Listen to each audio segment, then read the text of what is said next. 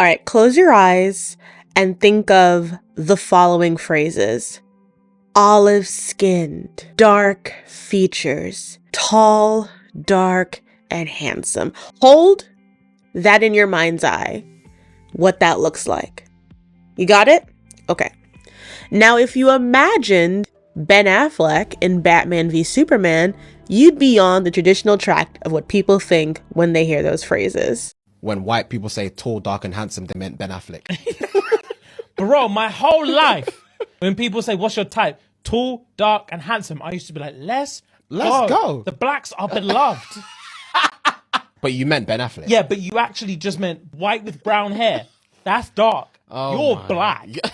When you've heard the term tall, dark, and handsome, a lot of the time it's being used to refer to someone who isn't actually a man of color. It has traditionally been a person with dark hair, eyes, maybe tan skin. Dark in this context, is in comparison to fair, pale, blonde, maybe a redhead. This has been changing slowly, but the impact of this phrasing remains. The term tall, dark, and handsome became especially popular during the career of Italian actor Rudolph Valentino, who often played mysterious men of racially ambiguous ancestry, including the titular Sheik in the popular films based on the book of the same name. You can see my Monster Romance video for more on that. While men of color have at times been described in this way, the term was used for men that either fell into the Latin lover stereotype or darker colored men of a certain phenotype that were still white, what we would call spicy white. White, but not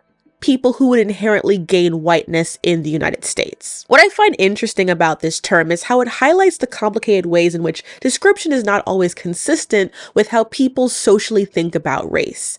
I was inspired to make this video after a comment I got on my white savior video, where the argument was made that Paul Atreides isn't really white because his father, Duke Leto I, is described as being dark. Rather than just respond with the book's description of Leto, which describes him as olive-skinned, I thought this would be a good opportunity to discuss this sort of racially ambiguous descriptors and how they appear in books and other narratives. To keep the scope narrow-ish, I decided to use 4 examples: Jon Snow from A Song of Ice and Fire, Jo March from Little Women, Katniss Everdeen from The Hunger Games, and then finally, Duke Leto from Doom. But before we get into that, I'm your new history teacher. in her book, The History of White People, Nell Irving Painter, the author and scholar, explains how race has evolved to develop an idea of whiteness. If you look at antiquity, the ancient past, particularly the period before the Middle Ages, the Greeks didn't necessarily view themselves in the same race as the Germanic people. While there have been cultures that have valued lighter skin due to it developing as a class signifier, it is still not the racial world that we know today. As whiteness has developed, so did race, skin tone, and ethnicity grow to be a social and moral codifier. Science then got in to justify racial difference with race science. And William Z. Ripley, a racial anthropologist, came up with the 3 European racial types: Teutonic, Alpine, and Mediterranean. Teutonic were tall, blonde, and long-headed. Alpines were medium, round-headed, with medium-colored hair, so I guess brown. And Mediterraneans were short, long-headed, and dark. While this is clearly weird, it also shows how even within whiteness, there was a desire to categorize a certain kind of white over the other. The Irish and Welsh are as different from the stolid Englishman as indeed the Italian differs from the Swede. Mediterranean was put at the bottom of these racial types because they saw the darker skin tones and darker features as inferior. You know what it is? I'll tell you what it is. It's anti-Italian discrimination. This racial science also kept out Jewish people, Eastern Europeans, Slavic people, and Turks because they weren't considered the right kind of white anyways. You get hints about how that hypersexualization of those identities of being a darker white person then trickle down to actually non-white people. Ripley lamented that dark-haired men as more sexually potent than blondes were going to reproduce more. Johnny Cash's first wife, Vivian, was a darker-skinned Italian woman, and she was harassed by the Ku Klux Klan, and Cash was called a race mixer until they were able to confirm that his wife was white. And this speaks to the tentative place in whiteness that those labeled ethnic whites got during immigration, these new immigrants who no longer fit the white Anglo-Saxon paradigm that American whiteness had really crafted itself around. After all, the Klan is also a nativist group and did not want Catholics or Eastern Europeans in the country either. They were anti-Greek, they were anti-Italian, and Greek people were kept out of unions and, along with Italians, lynched at certain times in this country. David Roediger, in Working Towards Whiteness, explains how Italians complained about being treated as non-white, and that there are some cases in Louisiana where sugar workers were sometimes called the N-word. Yet despite all of that, there was still an understanding that assimilation was necessary and required because it was still better to be closer to whiteness than to align with Black people. Because why would they want to? And I don't mean that in a way of like, they shouldn't have done it. It is more to say that America is built around having race split into a Black and white binary. And there is a clear winner and a clear loser. And so when we talk about these complexions, and I know someone said in the comment when I tweeted about doing this video that white people can be tan and have olive skin, I'm not contradicting that. I am not throwing that reality out. So let's start with Catherine. Stefan. She was the most beautiful girl that I had ever met. She had this perfect olive skin. What I am saying is that even within whiteness, especially if an American context is being put into it, there is still an otherness that is put into those descriptions that matters when we talk about what these texts are saying, or even why we default to seeing these features as pertaining to white people versus others. I am not saying that Jon Snow is Black or that he was supposed to be Black. I am simply saying that it is interesting that he is said to have dark features, and we're all just supposed to know that that means he's a brunette. As someone who has read Black texts from the Americas, you will see mixed race Black people described as olive skin. And Nella Larsen's passing the character of Irene, who is able to pass for white but does not, is described as having an olive complexion multiple times throughout the book. All of this history and background is to highlight that within whiteness, there is itself its own colorism, featureism, and texturism that gets passed on to European and white writers. To them, dark does not inherently mean Black, Native, Latino, etc. It means something within whiteness, within femininity, within literary symbolism. And that becomes inherited in the way that we get taught these things because we rely on these classics. And so we are learning these symbolisms from a white-centered lens. Since for many in the American and Western world, white is still treated as the default unless said otherwise, it makes the language around racial markers so important. And why lazy representation of just calling a character olive-skinned doesn't mean one race or another. It means we need more information. And that lack of information leads to people being very, let's just say, combative. Ben Affleck is tall, dark, and handsome. You're Black. Run to the litter. That one's yours, Snow. Okay, we're going to start with Jane Aegonaris Snow Guardian because I feel like his has the least racial implications. In the books, Jon is described thusly. Jon's eyes were a gray so dark they seemed almost black, but there was little they did not see. He was of an age with Robb, but they did not look alike. Jon was slender where Robb was muscular, dark where Robb was fair, graceful and quick where his half-brother was fast and strong. This is the first full description we get of Jon, and we know that them saying he is dark doesn't mean he's dark-skinned because of the white default, and I guess also I watched the show, so I figured that they didn't just cast a bunch of white people. I do remember reading this in the book and for a second being confused until I realized that they just meant he was probably not as pale as Rob. And while Rob is not blonde, he is redheaded from his Tully side, but because redheads are usually pale, that's the correlation that we're going for. In this sense, Jon being dark highlights that he's an other in his family while still connected to his Stark side. He doesn't quite fit in. This is also shown in connection to Arya, who is more Stark than Tully as well, and also comes with darker features. When it comes to the Starks as a family, they are clearly inspired by Martin's love of history, and we have connections between them and many historical figures. He has compared Robb Stark to King Edward IV. There's a little bit of Edward IV in Robb too. Robb is in some ways the early Edward IV. Treason. You're summoned to King's Landing to swear fealty to the new king. And there are clear parallels between the events in the book and the War of the Roses in English history, the same way that the Dance of the Dragons is very much tied to the anarchy. Race and ethnicity in Westeros is complicated because we only really know so much, but we do know that the main human races in Westeros are the First Men, the Andals, and the Rhoynar. And let's just see how they are described from what we know in the books. So we have the Andals, the tall, fair-haired people responsible for bringing a lot of what would be the knighthood traditions to Westeros. You have the First Men, who are said to favor the families like the Starks, who are darker. And then the Rhoynar were the slender people with like smooth olive skin, black hair, dark eyes, and treated as sort of like lesser than the other two. Sounds a bit familiar, doesn't it? Coincidence? I think not. You see?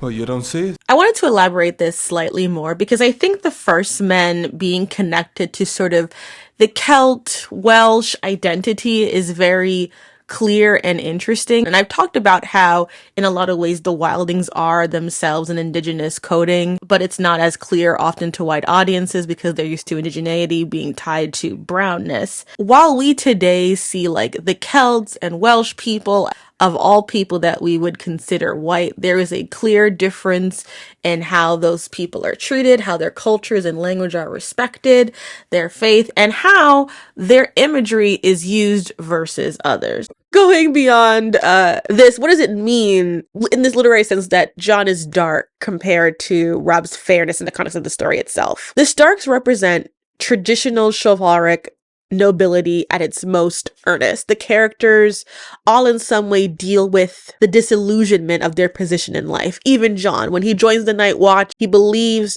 in what the Watch is meant to mean for men of the North. So when he arrives and he's forced to see how broken these men are, it's a massive disillusionment and it's a shattering of his ideas of nobility, which allowed him to feel some kind of contentment with taking this position in the first place.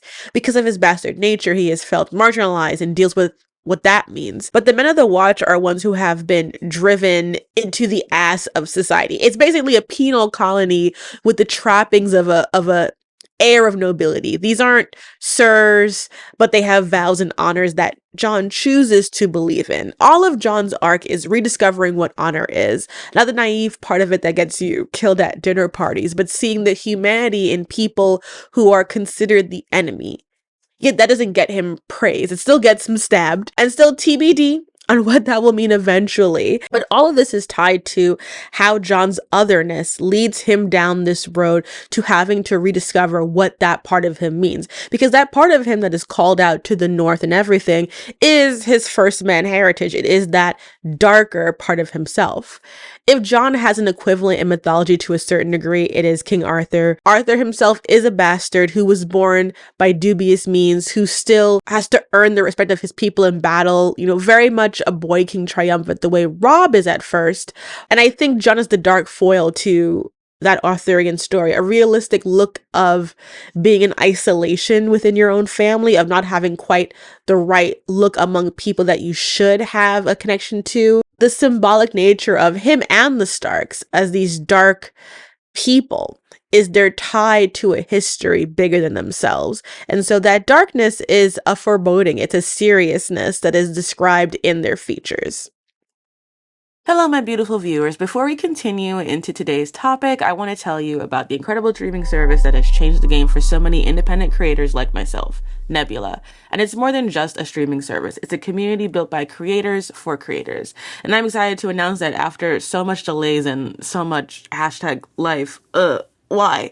I have just released a brand new video out exclusively on Nebula from my Anime Court series, and I will have another one coming out tomorrow. And I'm super excited to be delving into these anime topics. I'm talking about Endeavor and sort of his arc from the anime, which don't spoil My Hero Academia for me, please. God, don't do that. I'll be so mad at you. And then also talking about that time Tenten got her ass totally beat by Tamari and how weird and embarrassing that entire fight was. I can't wait for you to check them out. But that's not all Nebula has to offer. Access to Nebula classes and podcasts, early access to content from your favorite creators, including myself, uncensored content that you might not see on other platforms because it is more than just a platform. Nebula is a place where creators can do what they do best without worrying about monetization issues or algorithm. A place where we can have complex conversations, connect with our audiences, and just be fun. Join Nebula today and discover a world of content made by the people you like, just for you. You can use my link below to get an amazing 40% off an annual subscription. You won't regret it. And now, back to our main topic.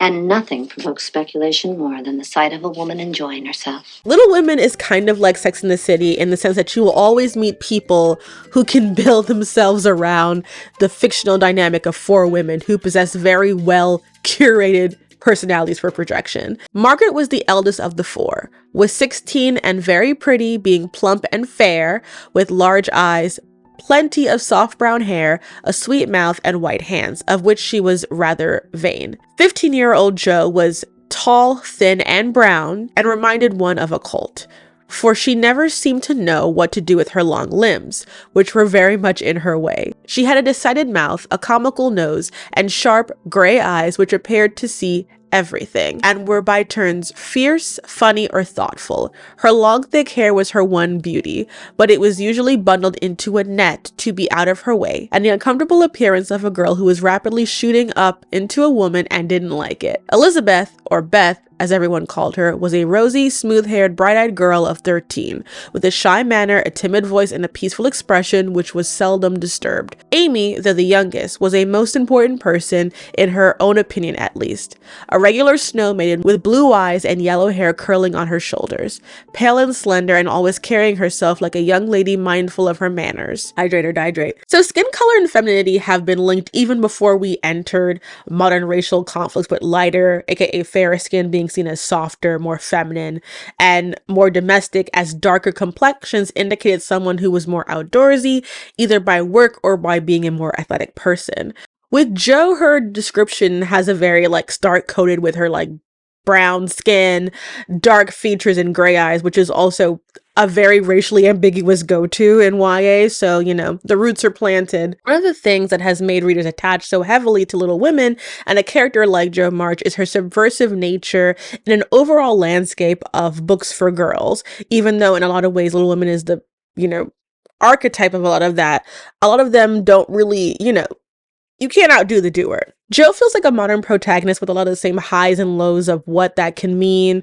Part of why readers have had feminist, sapphic, and trans readings of the character is how she's able to push so far beyond the edges of traditional feminine archetypes. And even though she could have done this at any hair color, her brownness, quote, quote, is already a sign of the kind of masculinity and subversiveness of how she's going to be. The rest of her sisters are rosy, pale, fair, snow maidens, except for her. Even in the comparison of a colt, a young male horse, twists and connects all of these aspects of her as being a more masculine person. In Anne Boyd Rieux's Meg, Jo, Beth, Amy, The Story of Little Women and Why It Still Matters, she mentions the number of non-white readers who connected the character of Jo. Jo also spoke to girls from a wide variety of backgrounds, including African-American novelist Anne Petrie, who declared, "I felt as though I was part of Jo and she was part of me." In Bone Black Memories of Girlhood,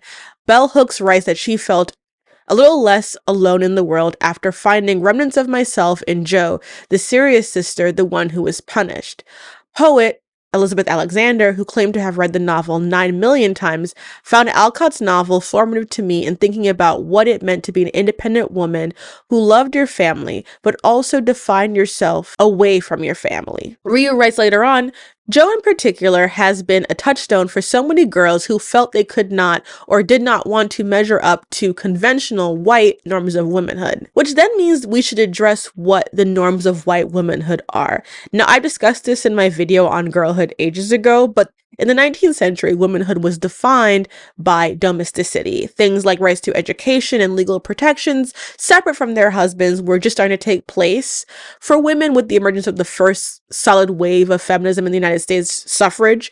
And Louisa May Alcott herself comes out of the transcendentalist era, where the most notable figurehead of that movement was a woman by the name of Margaret Fuller, who died tragically at the age of 40 off Fire Island in a boating accident. She wrote Women in the 19th Century, an essay that is considered to be the birth of American modern feminism in the vein of how Mary Wollstonecraft's Vindication is in England. So on the one hand, you had women like that.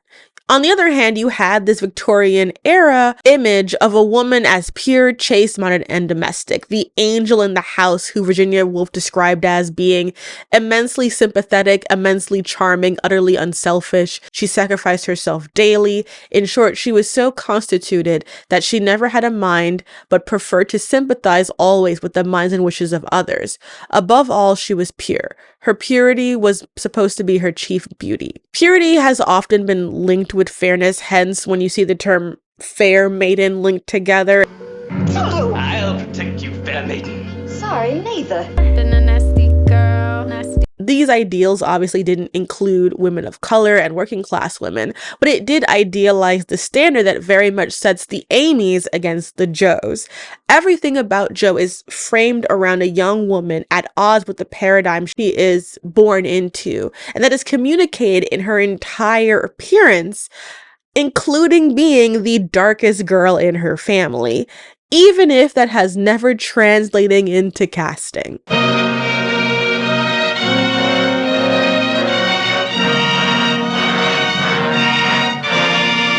And speaking of casting, I volunteer as tribute.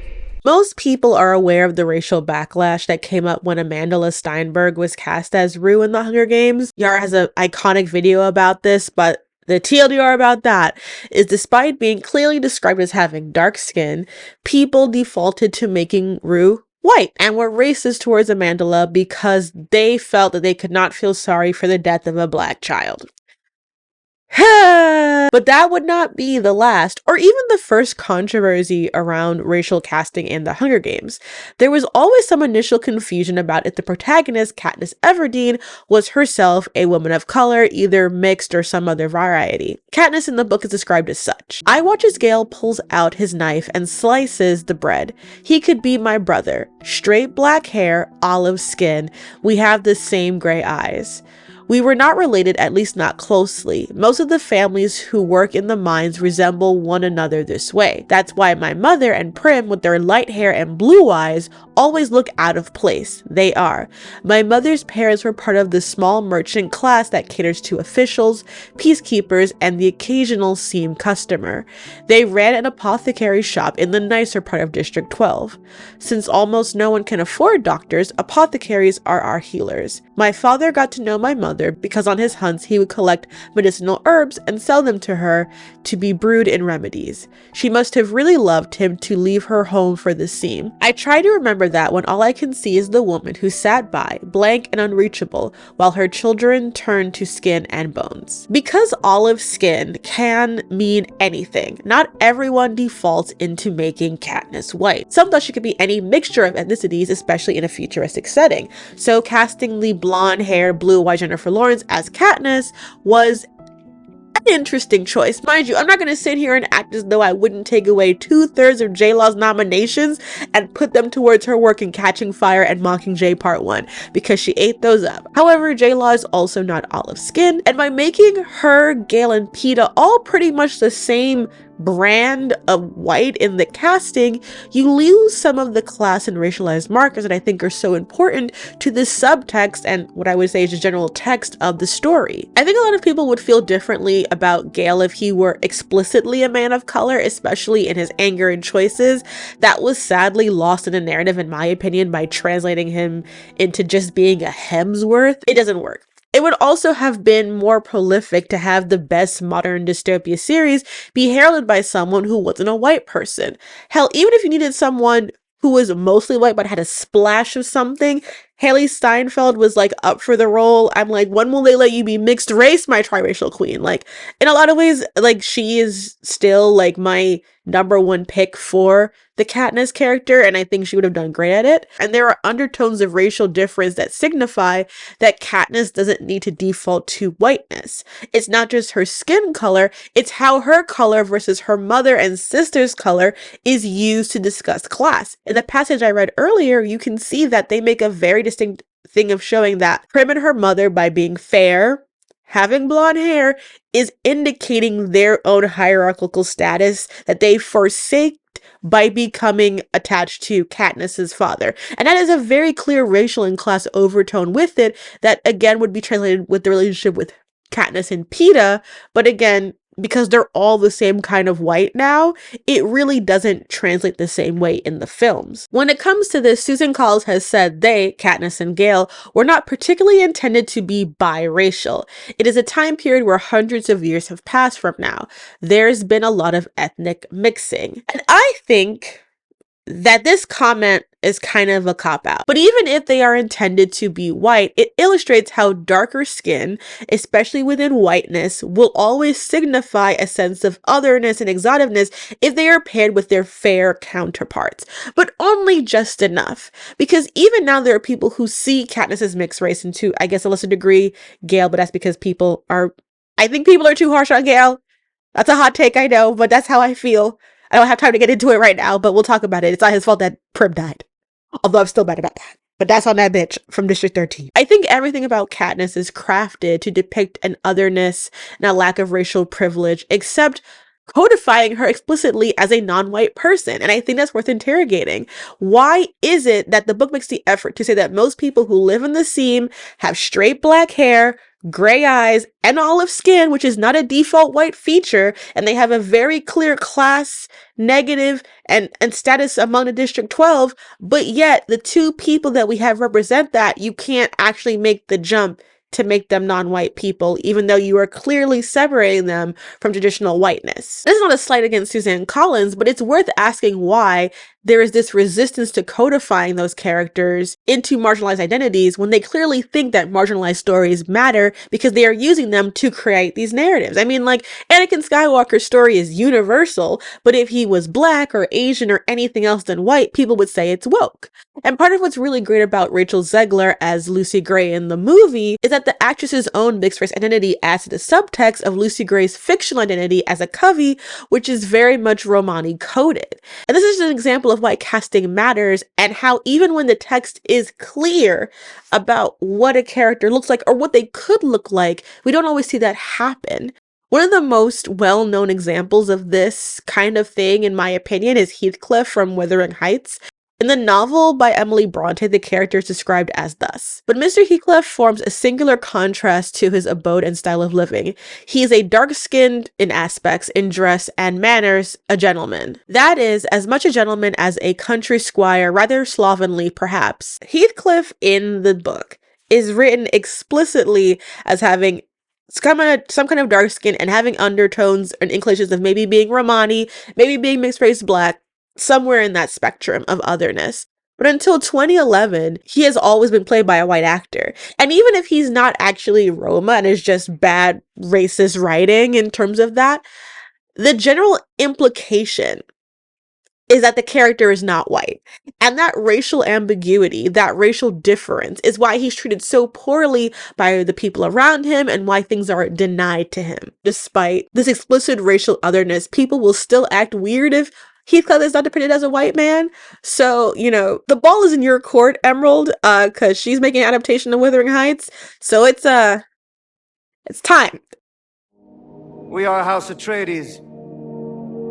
There is no call we do not answer. There is no faith that we betray. Now we get to the man who started this weird little video in the first place, Duke Leto. The Duke was tall, olive-skinned. His thin face held harsh angles warmed only by deep gray eyes. He wore a black working uniform with red armoral hawk crest at the breast. It's long been assumed and said that House Atreides has Greek ancestry, hence why the name is so similar to the House of Atreus in Greek mythology. In Greek mythology, their house began its like curse when Tantalus, the son of Zeus and some nymph, decided like he was gonna like punk the gods. He decided he was gonna test their omniscience by killing his son and feeding it to them. Nobody's gonna know. Nobody's gonna know. They're gonna know. Being like, it was a prank! It was a prank! Stop! Men have always been men. For the most part, they clock this instantly. You know, the Greek gods have very few red flags, but one of them is cannibalism. They sent Tantalus to the underworld, and he's the guy who can't drink or eat even though there's food above him and water all around him. His son was brought back to life. They gave him like a little bit of shoulder silver to replace the piece that Demeter ate. And their house is cursed forever because of this thing. Like some other members of the family like Agamemnon, Menelaus. Ever heard of them? There's also, I forget if it's Niobe or Nairobi, the woman who had like 9 kids and then got her kids by Artemis and Apollo because they disrespected her mother, her as well. They're very cursed. And that's where the Atreides line comes from, a line cursed by the gods. Connecting the Atreides line to Greece and therefore like this Mediterranean thing is interesting. In the racial science that we discussed earlier, olive skin was meant to epitomize the supposed Mediterranean race. In the minds of these people, Mediterranean meant anything from people who were like in the Iberian era, which would be like the Iberian Peninsula with Spain, Portugal, you know, people from West Africa, people from North Africa, Western Asia, Italians, Greeks, anything in the region. They were like, this is all you. Have fun. So in that sense, you do have the Atreides being coded as these like other kind of white people, especially because Harkonnen is just so like meat and potatoes, right? And then you have the Fremen from Dune who are based off of North African and Middle Eastern influences, especially Islamic ones. And it could be this interesting connection between that and the Greek ancestry, especially like, again, you compare like the olive-skinned Duke to the pasty, inbred, depraved Baron who is, you know, the worst. You have some interplay there, but I don't think Herbert meant for Paul to be a person of color or even an exotic white person. I think he used the Greek connection to highlight the tragedy and to plant flags of his world being built in some way between ours, you know, like I think that is the intent of that because Dune is supposed to take place in our world, like it's our future, way in the future. So I think that's what it's used to connect everyone. And I think that Paul's whiteness is necessary, especially because of the link between him and Lawrence of Arabia. T. Lawrence was this British officer who became known as Lawrence of Arabia for his role during the Arab Revolt against the Ottoman Empire during World War I. And he was known for like his strategy, his brilliance, for his advocacy for Arab independence. And I think those parallels between Paul and Lawrence of Arabia are like very clear. I think this desire to see Paul as something not just regular white is a way of deflecting from what I think the narrative is trying to say about power and colonialism and who can colonize and how it can happen. I was genuinely surprised how many people had a problem with me mentioning Paul in my White Savior video because I felt like we had moved to a point where we were comfortable with the reality of his role in that trope, even as a deconstruction. But I think that just to like bring it all together, wanting to see an otherness in the Atreides family, in Duke Leto, is understandable when you're trying to like critique it. But if you're just using it to say that he's not a white savior, I think that's a poor reading of what they're supposed to imply, at least in my opinion. And who will our next oppressors be?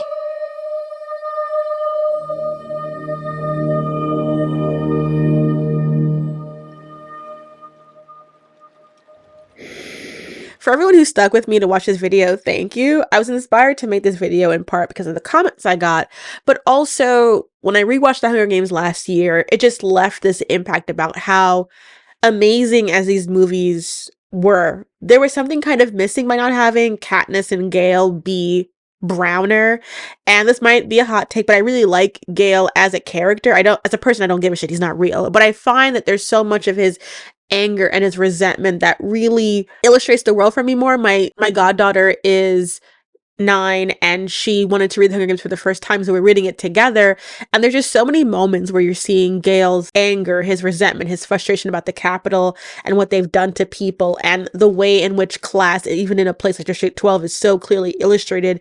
And I think that there is a lot missing out by not really being stuck in that. And I think, unfortunately, because we live in America and that's just how these things work, if you were to cast 2 non-white actors as Katniss and Gale, I think you don't have the ability for some readers to treat this story as like a thought experiment. They're like reading it, they're like, oh my god, it's so speculative. Like, it's so like bread and circuses. Like, that's so crazy. But if you put people in color in it, the subtext becomes a text in a way that they can see, because they are used to seeing stories about Black and brown people as sociology and not as literature. You lose empathy for Gale because they all become this kind of same level. Like, while Katniss is changed by the games, in his helplessness of everything going on, Gale responds with his own kind of violence that she can no longer relate to because she actually has had blood on her hands. But I think this whole video, even though it feels weird because it's like Game of Thrones, Little Women, like what is all this going on?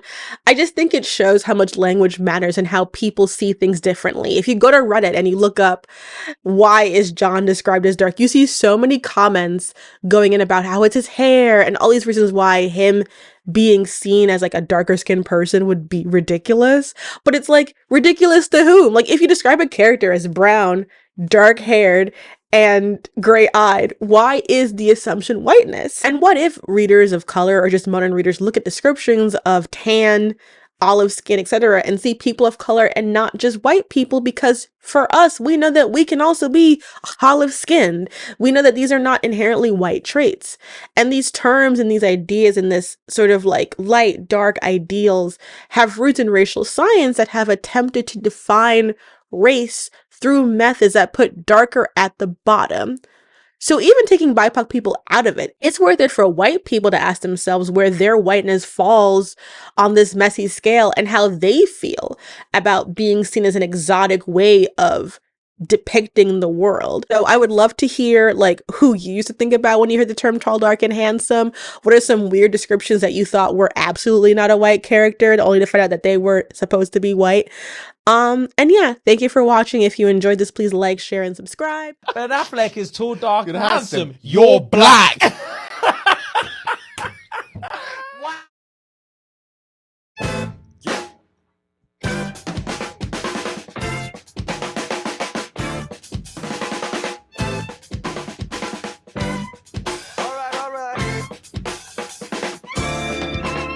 Ladies, not gentlemen, I'm addressing them, undressing them. Got elegance, means not quite yet to be eloquent. Get it then, that's good. You could be my guest, so let's take it to a fancy dinner. After we dine, I'm dancing with ya. Name's June, and I got a rose, but I gotta go do what? I don't know, but you're not the one. Hey. Shout outs to Adam, OG5 crew.